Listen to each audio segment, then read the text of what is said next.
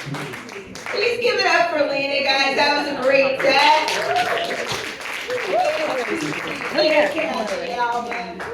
Heck yeah. We're going to keep it as PG-13 as possible. Make some noise if you love mimosas. Yes. Yeah. And they got them with your car. The mimosas crowd. Heck yeah. I love mimosas. My favorite kind of mimosas. Bottomless, right? Those are the best kind of mimosas. I love mimosas, but it's weird making them at home. Because you're going to your local liquor store with multiple bottles of champagne, and the checkout clerk is checking you out, and she's like, "Oh, what are we celebrating?" And you're just like, "Alcoholism," And then you get the craziest looks when you walk into your local liquor store, and you're just like, "Where's the keg of champagne? All right, just strap it on my back. I'm having a party for one." That's how you get banned from your local liquor store. Yeah. Oh yeah. So we know that Valentine's Day is just around the corner. We know that. I did some research on Valentine's Day. It is an $18.6 billion industry. Did you know that? $18.6 billion industry. And last year, I had a boyfriend on Valentine's Day, and he bought me a book from Goodwill. Yeah. How did I know it was from Goodwill? He left the Goodwill sticker inside the book. It's a good old 25 cents. Yeah. Yeah. Further research, I learned that the average American spends $116 on Valentine's Day. $116 per person. And he bought me a used book.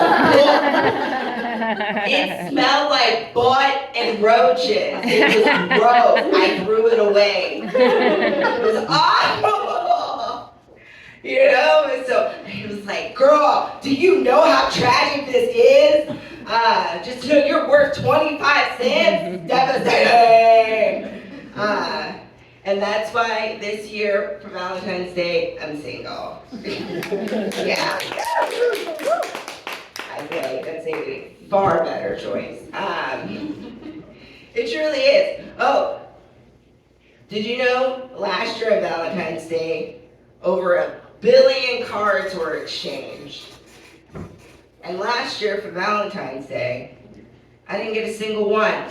And I had a boyfriend.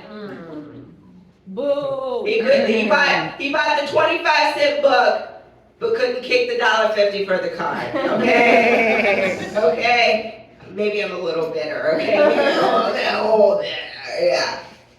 Yeah. No, so I used to be a middle school social studies teacher. Yeah. Are there any teachers in the audience tonight? No? Well, can we have a round of applause for teachers? Yeah. Thank you. I'll take that back. Here we go on the back. Yeah, no, I only made it 3 years. It's the hardest job I've ever had. I'm embarrassed to say this, but my students bullied me. Okay, they did. I'll tell you a true story. One of my students wrote inside of my textbook, "Miss Borkowski has more hair down there than she does on her head." Yeah, one of my students really wrote that in my textbook. And as I was reading that, I thought to myself, how did they know? Seriously, how did they know I was going through a dry spell? I didn't let it grow out. Yeah, but my biggest pet peeve of the whole thing was that they still misspelled my last name. You defaced my textbook.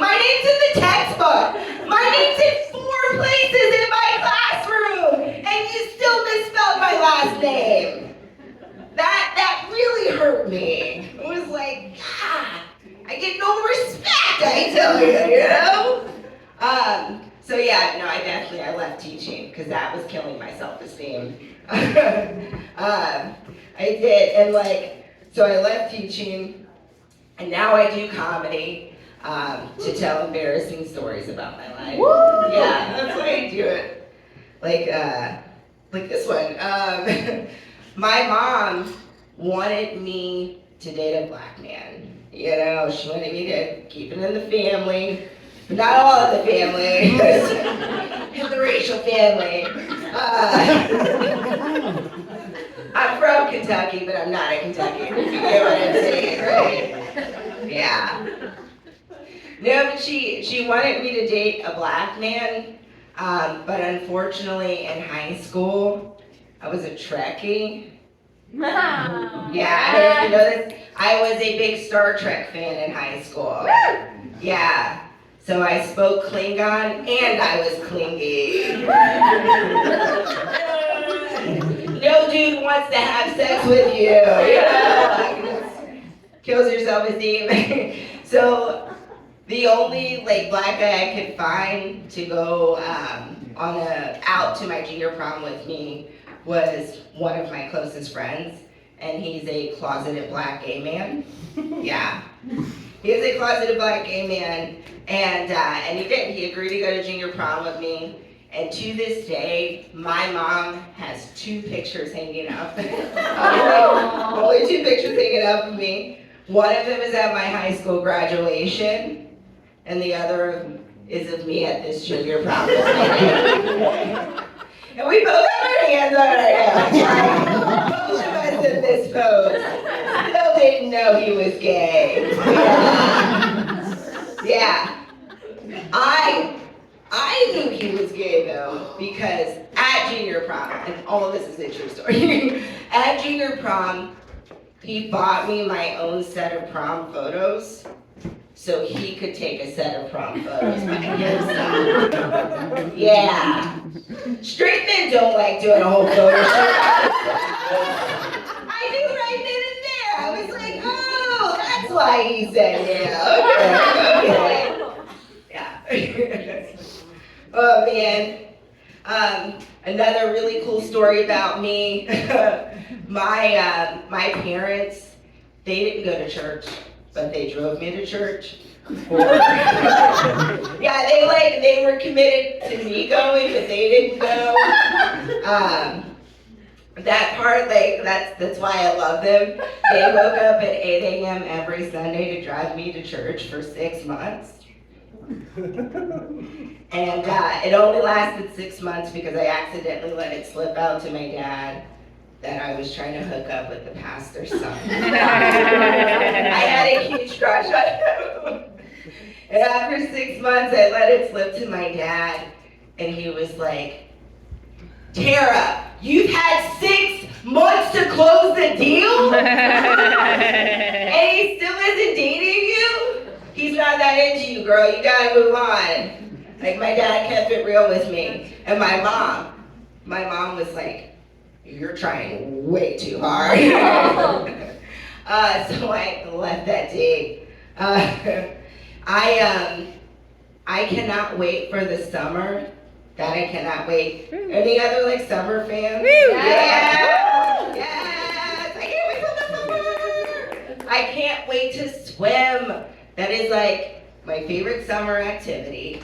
But unfortunately, the ocean can be a dangerous place when you have a chest. I will say, I learned to swim in the ocean because my family would vacation at Jersey Shore. And there was one summer vacation, I wanted to show off my swimming moves to my family. And I wanted to emerge from the water like Ariel. And I emerged from the water like Ariel. And my family looked horrified.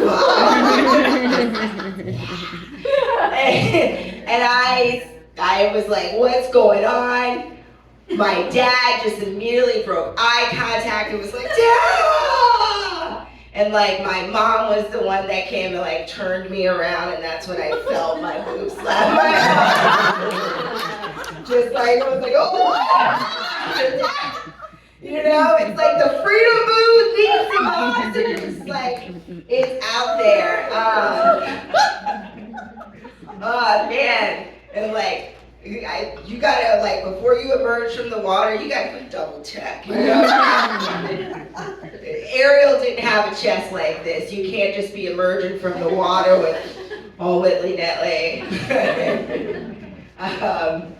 My girls got me again in the ocean. This time it was a riptide, and I got caught in the riptide, and the lifeguard came to save me.